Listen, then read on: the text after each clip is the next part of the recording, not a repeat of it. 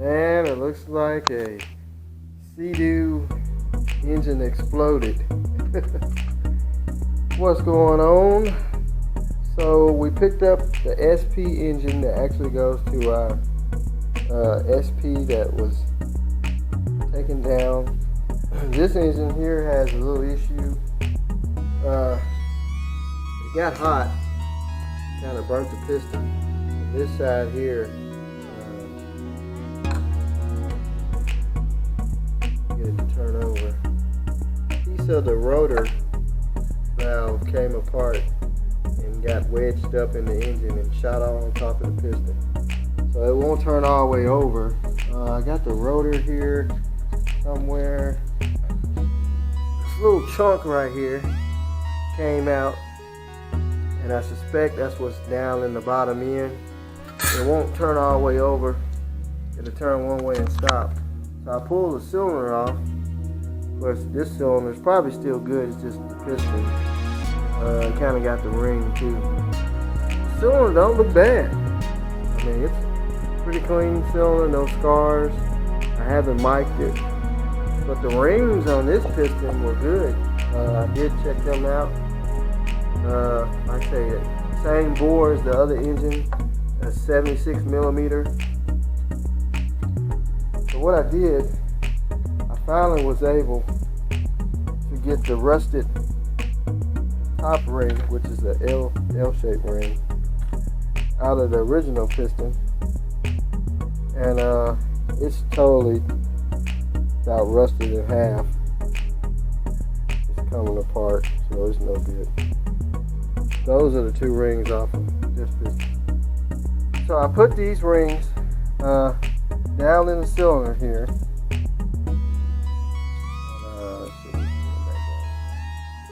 The ring gap looks pretty good. You want to stick it all the way down in there. You don't want to get it by the port. So right before the port. Down in the middle is where your wear is. I think it's the middle and the bottom. If you look, ring gap's really not bad. I mean, there's no light going around the ring like that cylinder's egg-shaped.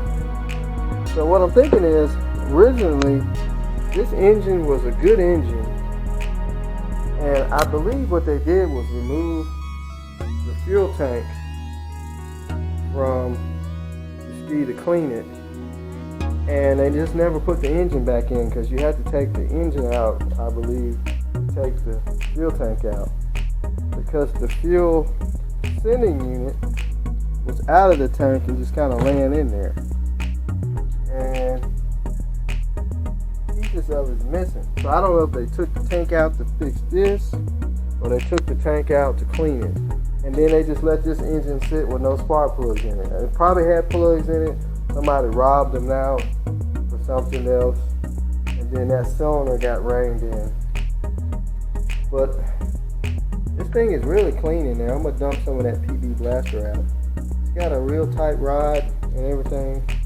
So what I'm going to do, I'm going to put these rings, just for shits and giggles. We're going to put these rings, clean them up good, on this piston, which came out of this cylinder, and we're going to put it back on this engine. And I'm going to hook a starter to it, and we're going to see if we got compression. If we got 120, we're good. So that's what my plan is. I'm going to put this engine back together using the ring off of this engine. We're going to bump it over and see what kind of compression. Now I know on the XP I got 120 right now. I checked it. It's good. Anything over 100 is good. So if we can get that same out of this one, this engine will run. And then we got all these spare parts. Like I was missing the intake, tank intake. Both of these engines are 587s, by the way. Both of them 587. So what we can do is now the only thing I'm scared of why did this engine seize up? Did they not pre-mix it right? Which it had the oiler on it. Here's the oiler right here. Okay. Still works.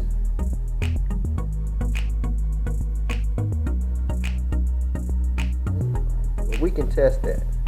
So did the oiler go out on this thing? That's what caused it to seize up?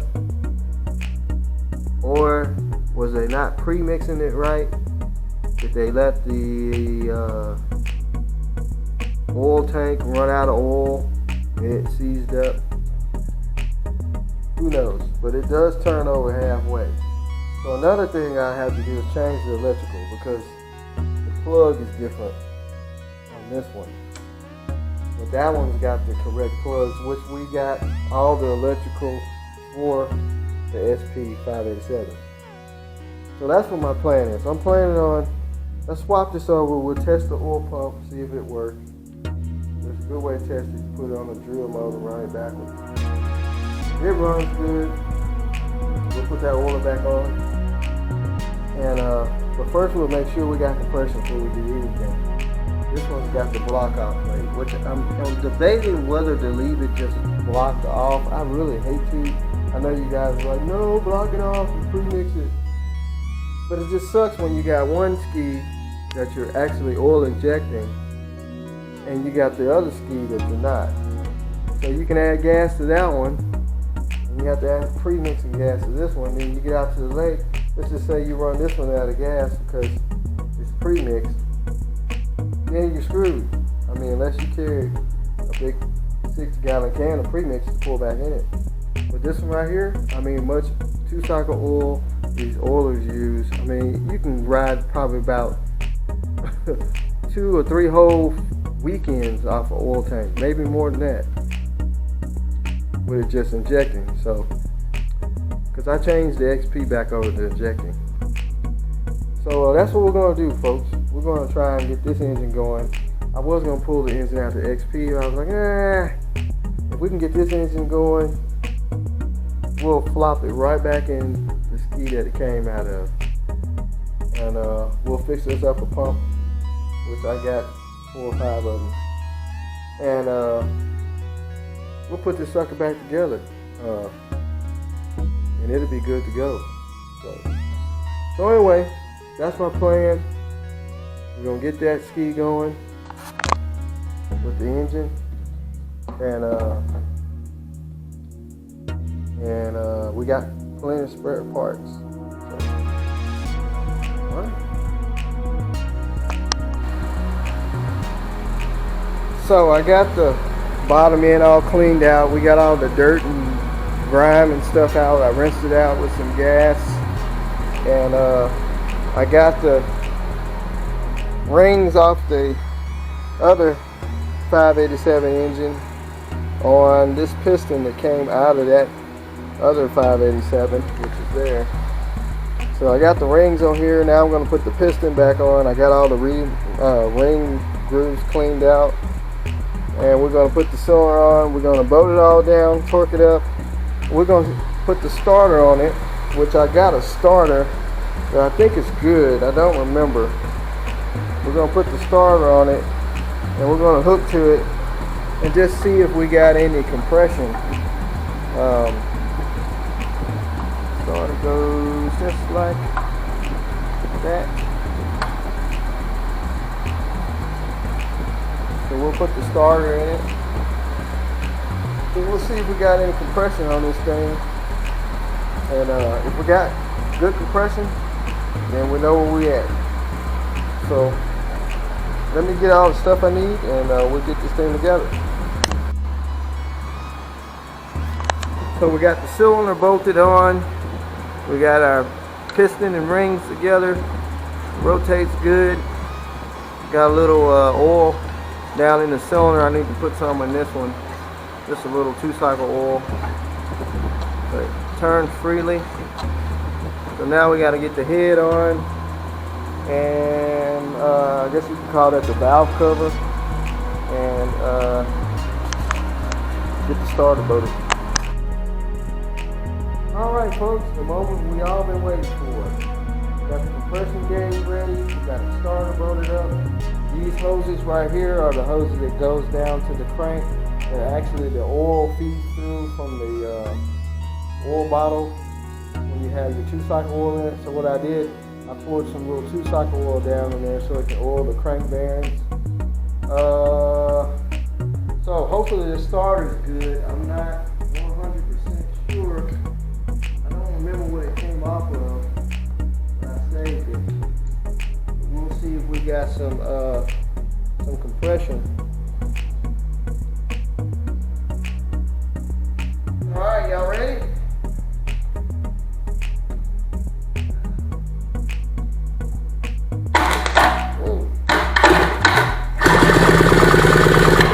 Whoa, got up to like 110. Well, it's at 120.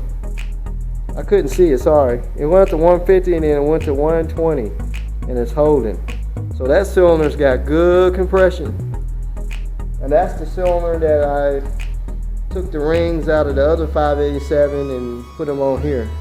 And it's holding good, so 120 is good.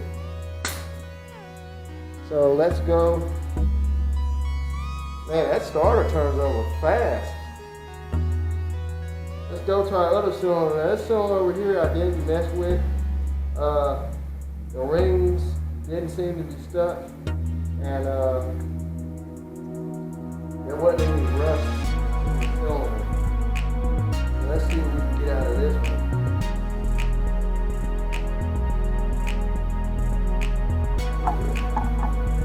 Probably have to move over here. That starter turns over quick. Let me wipe my hands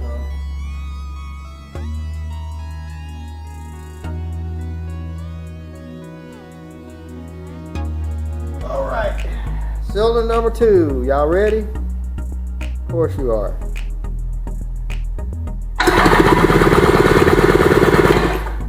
And we got the same. We got a little bit over 120. So that's good. That is real good. So that means the rings in this cylinder are not stuck, and it's got good compression. So let's do it one more time. I don't know where oil's coming from. I think it's from where I was doing the compression test on the TR7, and we had oil in the cylinders. But let's try this again.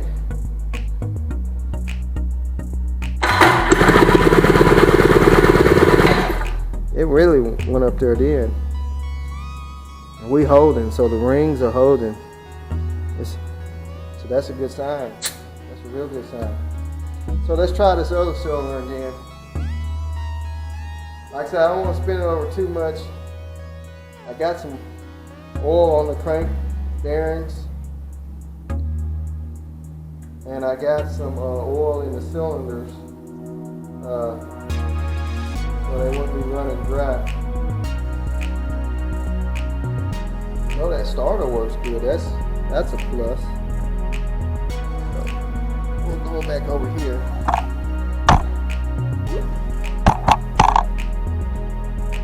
So this is another test on the cylinder we put together. So here we go. Motor's about to flip off the crate.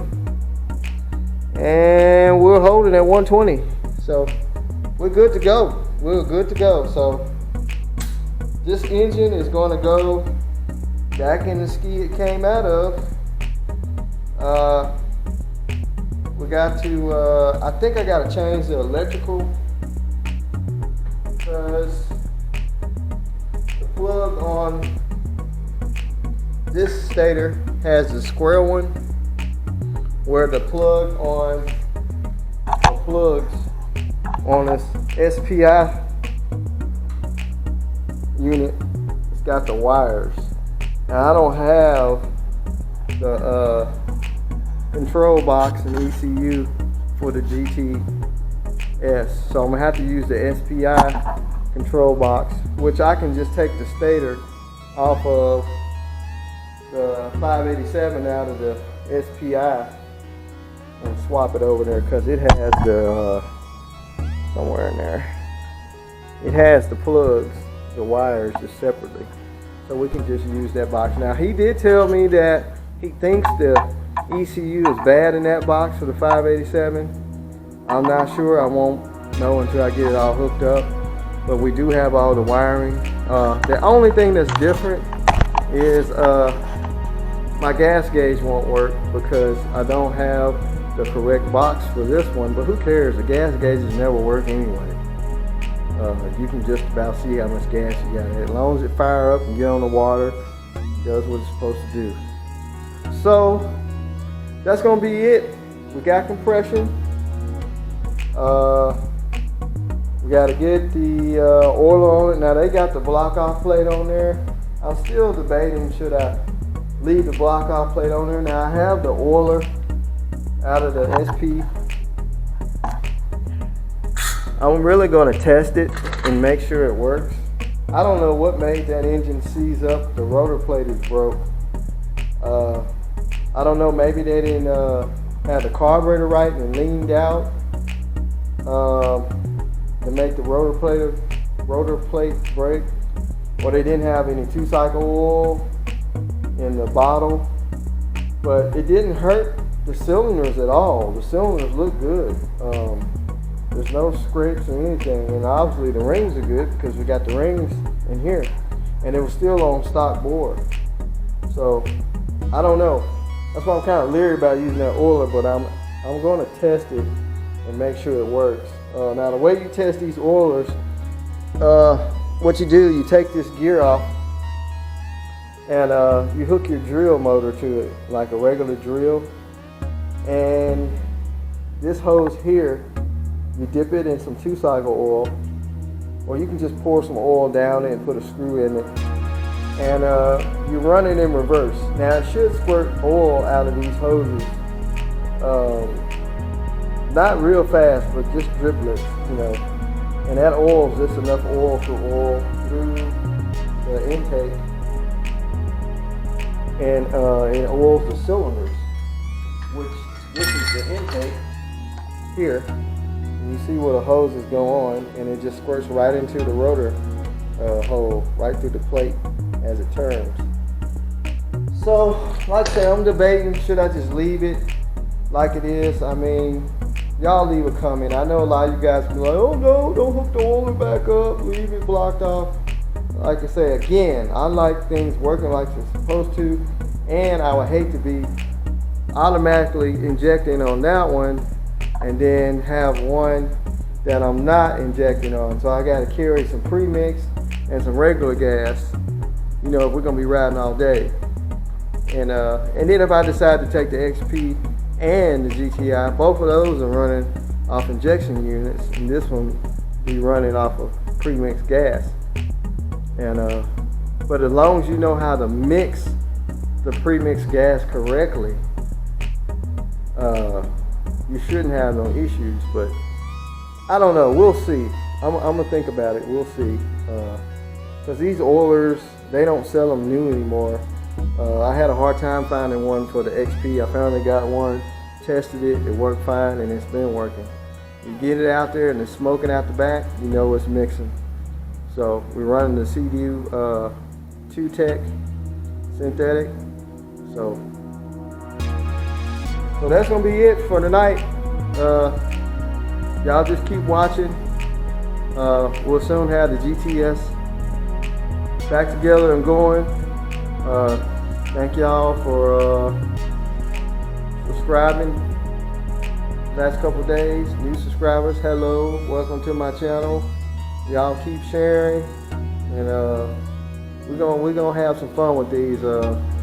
Got a little bit more of summer to go, some more warmer weather, so hopefully we can get the GTS running, and we'll be able to take the GTS and the GTI out together. So, all right, see y'all later.